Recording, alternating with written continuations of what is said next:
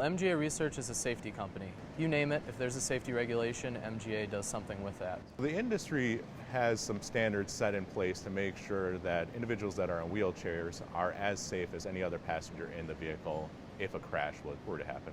So specialty fasteners and tie downs are used in these vehicles for special needs to make sure that in the case of a crash event, that person would be safe.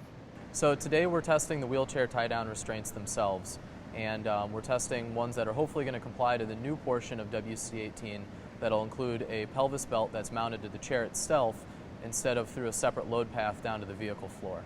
We were able to provide this product today. It's known as the QRT 360, and it's one of the products that we're going to be introducing into the market that fully meets the WC18 requirements. WC18 and WC19 are sort of the new take on what we'll call the classic SAE J2249 standard. SAE J2249 had been around for a long time, and a group called RESNA decided that they were going to go through and sort of take it, modify it a little bit, make it a little bit more practical, and recreate it for not just the wheelchair tie downs, but actually the wheelchair anchorages themselves.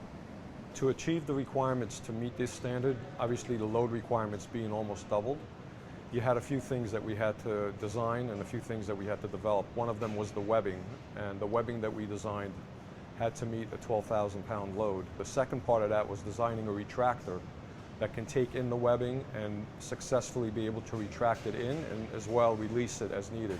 Well, in WC18 and 19, what we're really looking to do is we're looking to test a specific item. So with WC18, we're just testing the wheelchair tie downs.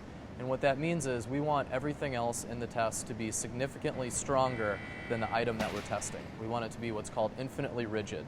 And that gives us a worst case scenario on the item to be tested.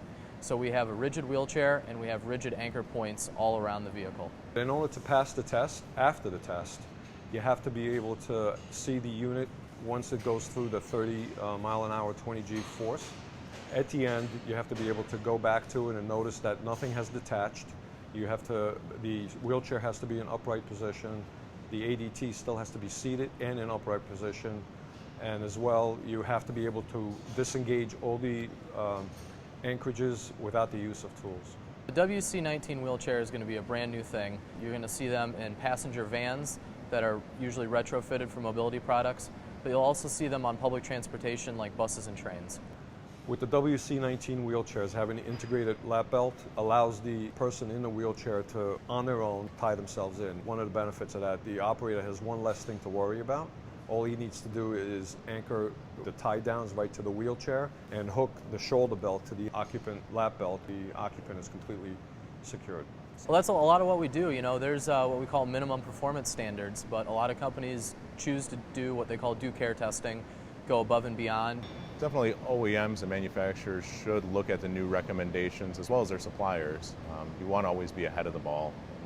With these new standards that do come out, they're only meant to help improve the way that these tests are being performed. So to avoid them and not pay attention to them would not be wise. We tested the QRT 360. We performed 2 complete tests, the first being with the lap belt anchored to the floor, and the second one being with the anchored to the wheelchair itself, and in both cases we passed the two tests.